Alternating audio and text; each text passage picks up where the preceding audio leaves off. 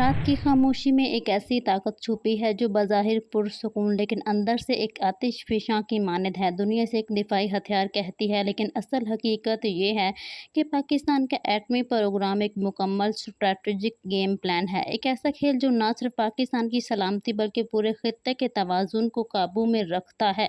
1971 کا سال پاکستان پر ایک زخم بن کر آیا۔ مشرقی پاکستان کے المیہ نے صرف زمین نہیں چھینی بلکہ پاکستان کی سلامتی کو بھی ہمیشہ کے لیے بدل دیا۔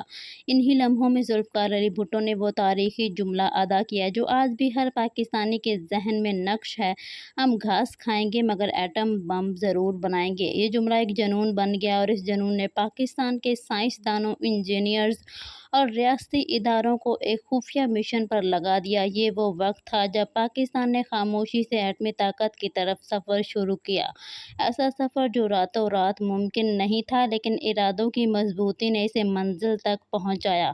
یہ خواب حقیقت میں ڈھلا ایک ایسے نام کی بدولت جس نے پوری دنیا کے نیوکلیئر میز پر پاکستان کا پرچم بلند کیا۔ ڈاکٹر عبدالقدیر خان یورپ سے خفیہ نیٹ ورکس کے ذریعے ٹیکنالوجی مغربی سائنسدانوں کی آنکھوں سے اوجھل رہ کر اس شخص نے ایک پورا نیوکلیئر انفراسٹرکچر تیار کیا۔ کسی بھی خفیہ فلم سے کم نہیں تھی یہ کہانی۔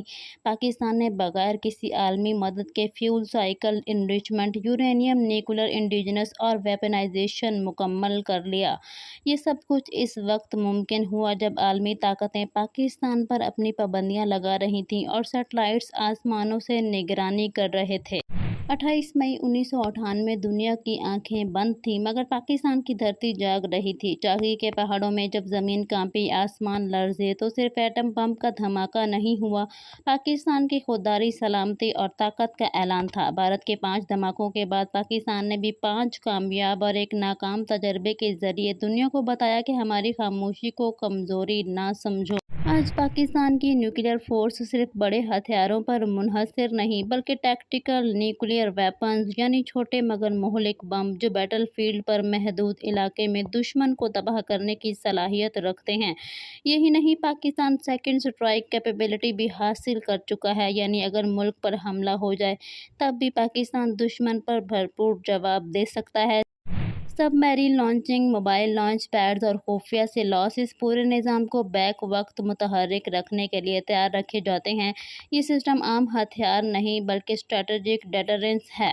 مغربی میڈیا اکثر شور مچاتا ہے کہ پاکستان کا نیوکلیئر سسٹم غیر محفوظ ہے، کہیں دہشت گردوں کے ہاتھ نہ لگ جائے، لیکن حقیقت یہ ہے کہ پاکستان کے نیوکلیئر ہتھیار دنیا کے محفوظ ترین نیٹ ورکس میں شامل ہیں۔ Biometric access, multiple authentication systems, A I based satellite surveillance اور اس پورے نظام کی حفاظت کرتے ہیں۔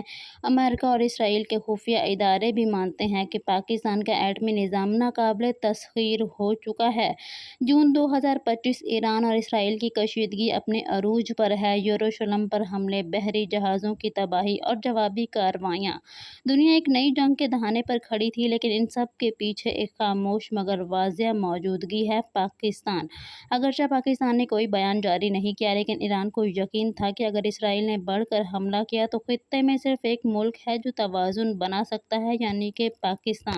جون 18، 2025 Pakistani chief of army staff general Asim Munir نے واشنگٹن میں صدر ٹرمپ سے خصوصی ملاقات کی۔ یہ ملاقات صرف ایک رسمی دورہ نہیں تھا بلکہ ایک خاموش ثالثی تھی۔ صدر ٹرمپ نے ملاقات کے بعد واضح الفاظ میں کہا کہ سید عاصم منیر نے ذمہ داری سے بات کی، دو ایٹمی ممالک میں جنگ نہیں ہونی چاہیے۔ اس بیان نے دنیا کو جھنجھوڑ کر رکھ دیا۔ یہ پیغام صاف تھا: پاکستان ایک ذمہ دار ایٹمی ریاست امن کی کوششوں میں خاموش کردار ادا کر رہا ہے۔ ایران کو یہ اعتماد کس نے دیا؟ صرف مذہبی شناخت نہیں بلکہ ایک اسٹریٹجک ضمانت ہے۔ پاکستان کی خاموشی کو ایک دانشمندانہ پالیسی سمجھا جاتا ہے، نہ جارحیت، نہ کمزوری بلکہ دفاعی توازن کی حکمت۔ اسی لیے خطہ آج بھی کسی بڑی جنگ سے بچا ہوا ہے۔ پاکستان کا ایٹمی ہتھیار صرف بم نہیں، یہ عزت ہے، غیرت ہے اور امت مسلمہ کے لیے ایک مضبوط دیوار ہے۔